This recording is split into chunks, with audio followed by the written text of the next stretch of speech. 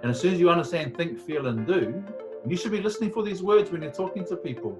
As soon as they say, oh, I don't know about that, they're thinking something. Yeah. Oh, I don't like how this feels, they're feeling something. I don't know what to do, they want something to do.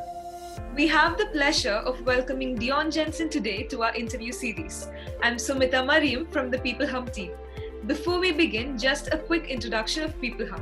peopleHum is an end-to-end one-view integrated human capital management automation platform, the winner of the 2019 Global Cody Award for HCM that is specifically built for crafted employee experiences and the future of work.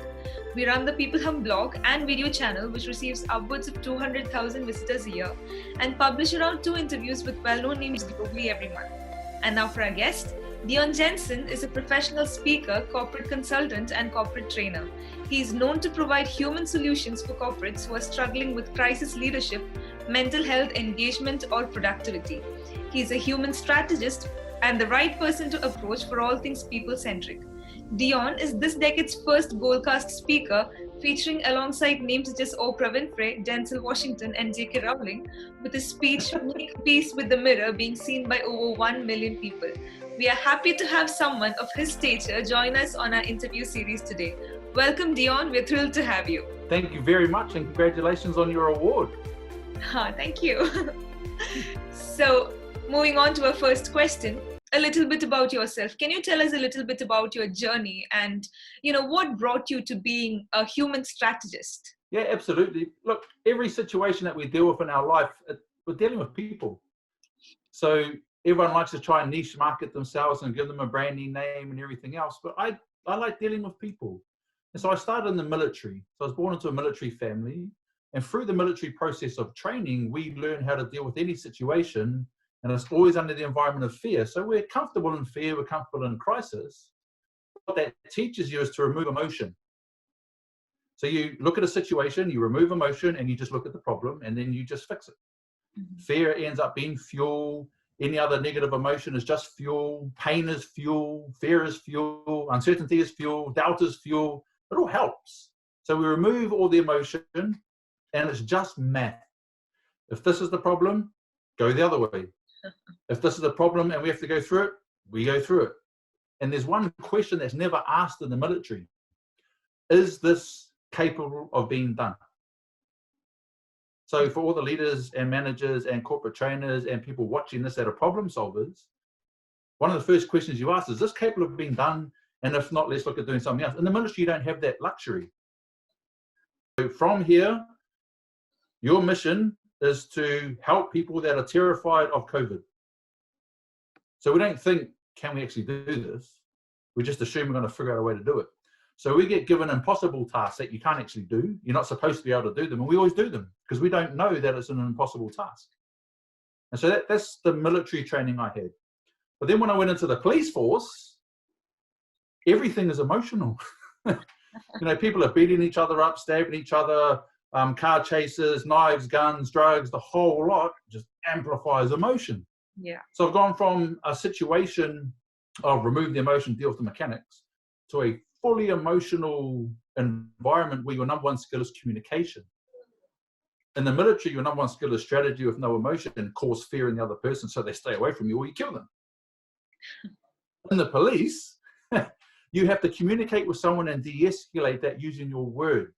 You don't want to use force. In the military, you use force all the time. That's why it's called the armed forces. Right? In the police, you don't want to use force. If you can talk your way out of something, we would rather talk our way out of it. And so the police gave me a different view on all the different types of people and all these different states of emotion, mix of drugs and stress and high pressure. So I could walk into those situations. The emotion didn't bother me because I dealt with that in the military. And I had to learn how to communicate to all these different people from all these different cultures and all these different mindsets. And so I understood that in any situation, and especially business, there's 3 areas that you're dealing with: people, processes, or products. That's it. Business is run by systems, systems are run by people. Yeah. I don't care how advanced your AI is, someone had to program that. And if something breaks, someone's going to have to, a person is always involved. And so when I was going from the military to the police, going from fear is fuel to ignoring fear, dealing with emotion, communicating, after that I went into close protection, bodyguarding. in some of the most dangerous places on the planet, where everything's happening at 100% speed and power. You see, across this leadership series, it's the speed, the stakes, and the scale that dictate how serious the crisis is. How fast is this happening? What is the scale? The stakes? Is this life or death, or is it just business? And what's the scale? Is this happening in a town, a village, a country, or the whole world? So right now, the crisis we have at the moment, the speed, it happened fast. We had no control. For us, not for the people that knew about it, for us, right? It happened quickly. The stakes are life and death because people are dying. And the scale is global. It's a pandemic. So you've got the holy trinity of what constitutes a crisis. So if you're scared right now, you're allowed to be, all right? If you feel out of control and no idea what I'm doing, you are allowed to feel that way. Yeah. And while I'm talking about feelings, going all the way up that scale, from military to police to close protection, people trying to kill you every day. That was my life for 3 years. Every day, someone is trying to kill you, not hurt you, kill you, blow you up or shoot you every day. And under that environment, you operate at too much of a level with too much pressure for too long. And then the cracks start showing. And so the cracks that started showing to me was my mental health. So I was diagnosed with post-traumatic stress disorder, and I disagreed with it. I said, hang on a second. This can't be a disorder. I'm just doing what I'm trained to do. I'm doing the best I know how to do, right? So I figured out a way to get through that, and I wrote the world's first good news book about post-traumatic stress disorder. So there's a way out of it. It's actually not a disorder. It's just you're doing the best you know how to do. So that's the other piece of encouragement for today. You're doing the best you know how to do. There's no right or wrong in what you're doing. You're just doing your best. And this is where you bring in experts that have been involved and say, so what are you dealing with? What are you thinking? What are you feeling? And what are you doing? So from all that energy I just dumped on you with that question, all I concentrate on is think, feel, do. So the primary emotion that we're dealing with now is fear. So my journey, brought up in fear, brought up in the darkness. Fear is now a friend. It's a positive. Doubt is a friend. It's a positive. These things keep me safe. But I have control now through my training. That's a great answer. And I think you had a wonderful and eventful journey throughout your life. So I think your ideas on being rational and being emotional at the times of needs it's very, important for us to understand, especially at this time of crisis. And can you tell us a little bit about your approach for raising the value of human capital with the practitioner's approach that you adopt? Yeah, absolutely. Because you've just heard a whole military, police, bodyguarding, fear-based, crisis-based answer. How the heck do you relate that to corporate? Right? So after all of that, I was headhunted to become the regional operations manager for Asia Pacific. So I ran the whole Asia Pacific. I was running countries. Now, for anyone watching this, I was actually born in Singapore. And so I was brought up in and around Asian and Indian culture. And then my father was half Samoan. He's 6'6" and black. My mother was 5 foot nothing and white. And I came out like this. So you can't see, but I'm quite tall. I'm 6'4". And so how that ended up in the corporate world is the corporate world is still dealing with fear. The corporate world is still dealing with doubt, but they're just different fears. So my practitioner's approach was going in there and find out what is the fear. And the fear is always loss of engagement, productivity, or revenue. And the communication style can't be, oh, you've got to care about your people. And if you look after your people, they look after your business. They didn't care. This is a business. We have to be profitable. We need the sales funnel filled up. I need this many prospects, this many calls, this closure rate, this opt-in rate, this click rate. Everything was engagement, productivity, and revenue. So I was like, well, if I start talking about the people, they're not going to care. So I started talking about the result. Because in the military, what is the mission? So I walk in there, I find out what is the fear. Cool. What is the mission? Cool. Got a point A, got a point B. And I just looked at the people and the processes and the products. But I zoned in on the people part. Was this process designed so that the people could do it?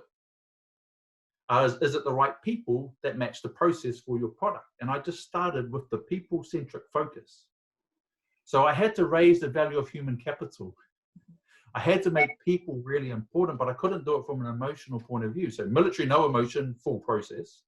Police is full emotion and lots of process, but more emotional. And then into corporate, there's no emotion of really loving and caring about your people. There's a huge attachment to money. But those businesses that are really doing it well, startups and Googles and Amazons, they made a people culture really important. So I knew to stop people from killing themselves, because that's where I came from.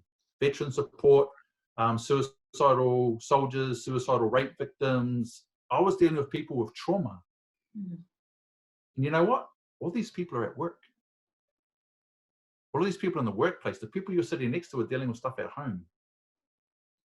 So I knew the only way I could get into corporate and raise the value of people was to not call them people, was to call them human capital, because it was the language of business. So if I could raise the value of human capital, people are happier, they're more engaged, they're more productive, then the company makes more money. Mm-hmm. If the process and the product is fine. So that was my practitioner approach. Go in there, I can help with your engagement, productivity, and revenue. I can go in there and I can speak to inspire people and connect with them. That's my main power. So go in there like this big lion and make a lot of noise. Hey guys, I'm not scared. I know exactly what to do. I've been through all this horrible stuff and there's a way through it. And no matter what you're thinking right now, I'm going to show you exactly what to do because I know you're feeling scared. And that's what I started doing. Well, that's great. And I just love your positivity and that energy. I'm sure that, whoever you speak to are going to get pumped up and say, hey, we're going to do this. So it feels so good. And what do you think are the most effective measures that can be taken by organizations to maintain a good working environment, say a positive culture that assures good mental health to their employees? So I came up with this concept called the VIP of mental health.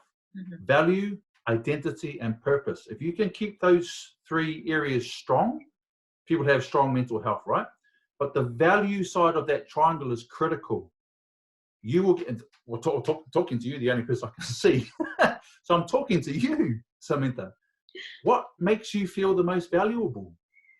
What are your core values? How do you communicate with people? What is your currency? What makes you feel the most valuable, that you enjoy life the most? You get that at work. So I've got to make sure that the best thing you can do is understand the VIP triangle of every single one of your employees. Understand your VIP triangle of the workplace, because the workplace has its own values, has its own identity, has its own purpose.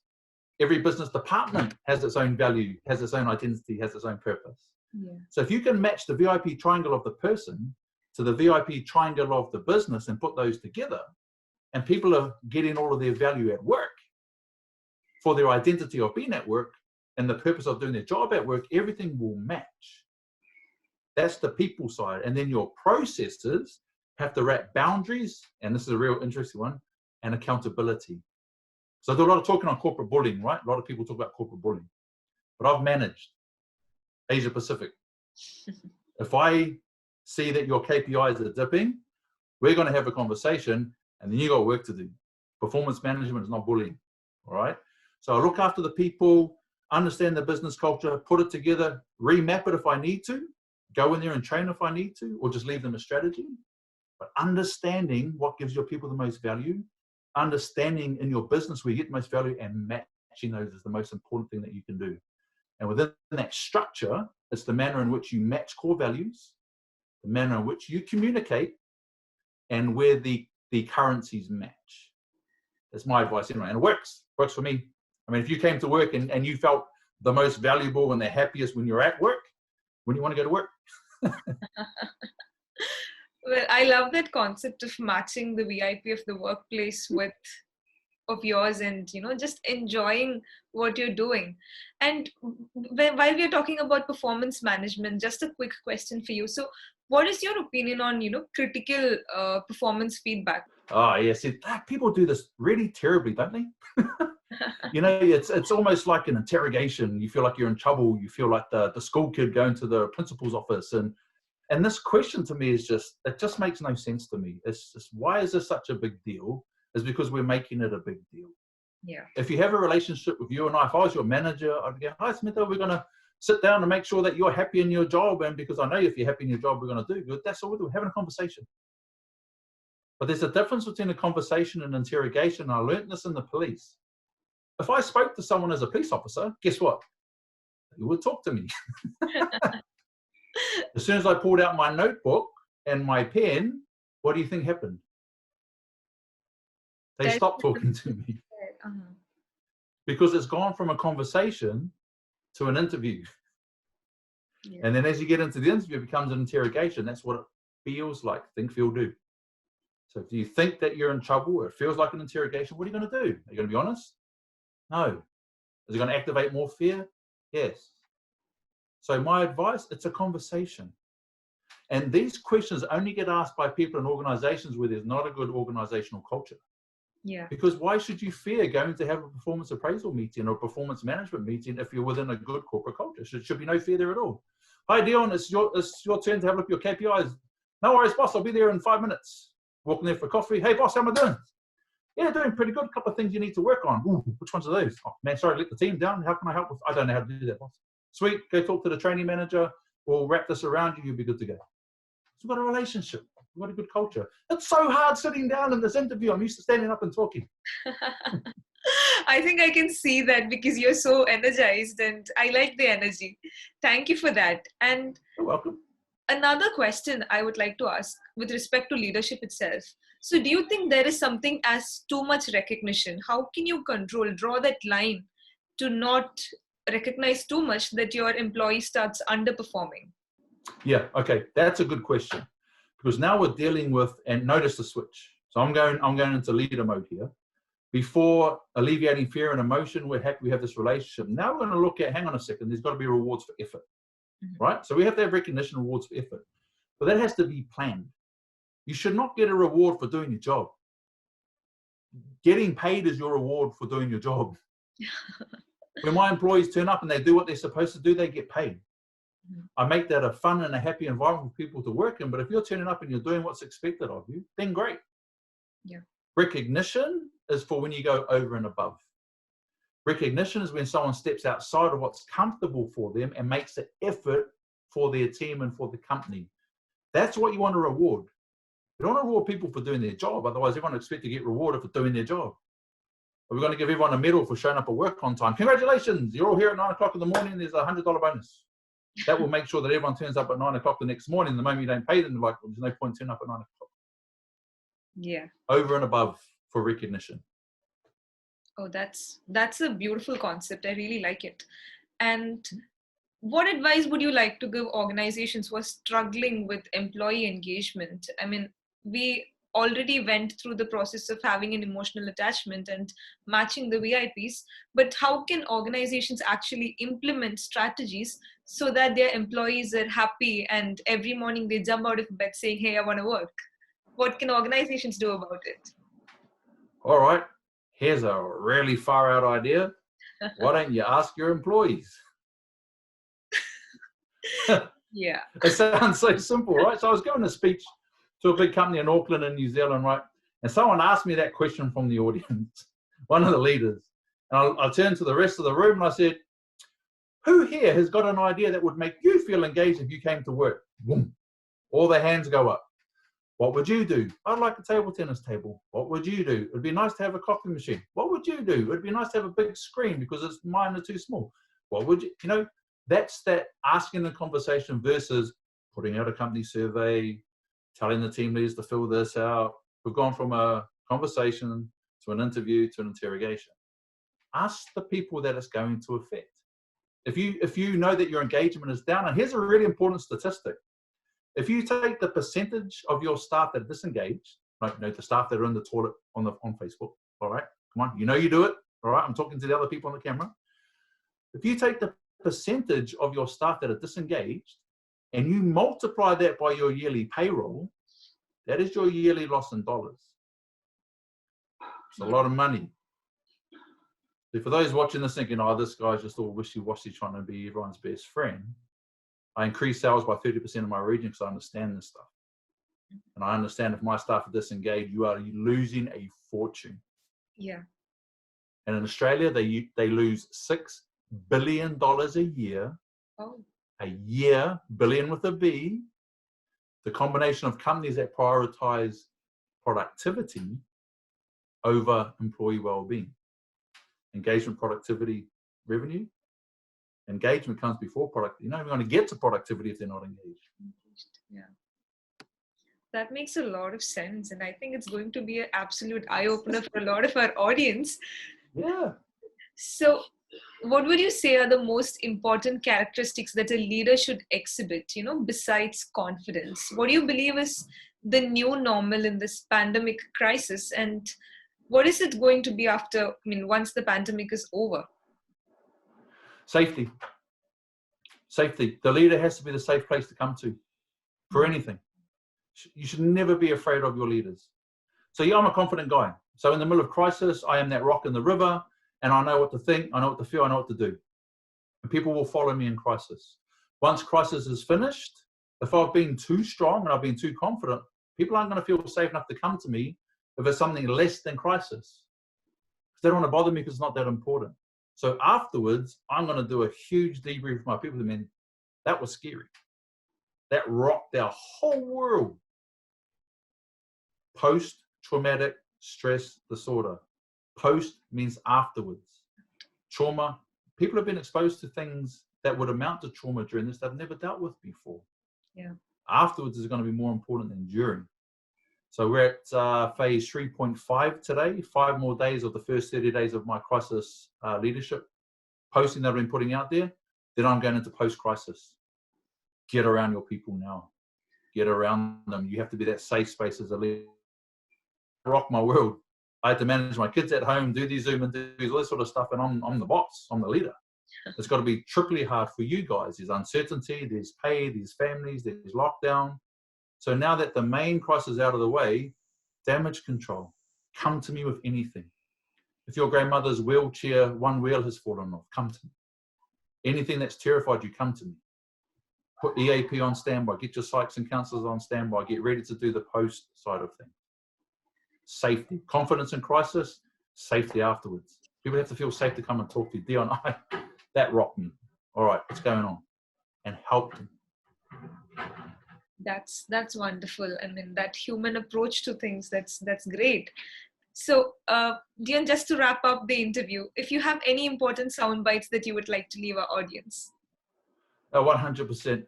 The VIP of mental health concept is critical. You can go to my website, get the book and the workbook in the back, it's free. Because if you can grab that, you can look in the mirror and make peace with the mirror first. And as soon as you understand think, feel, and do, you should be listening for these words when you're talking to people. As soon as they say, oh, I don't know about that, they're thinking something. Yeah. Oh, I don't like how this feels, they're feeling something. I don't know what to do. They want something to do. So firstly, get the VIP of mental health. Secondly, the first 10 steps of crisis leadership, that's free, go and get that. Then reach out and start building it. You've got to do something.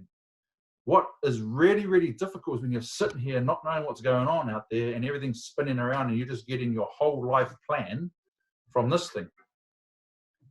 Yeah. So map that, make peace with the mirror, VIP of mental health, understand crisis leadership, update your LinkedIn profile, connect with me and go from there. Thank you so much for that. That was wonderful.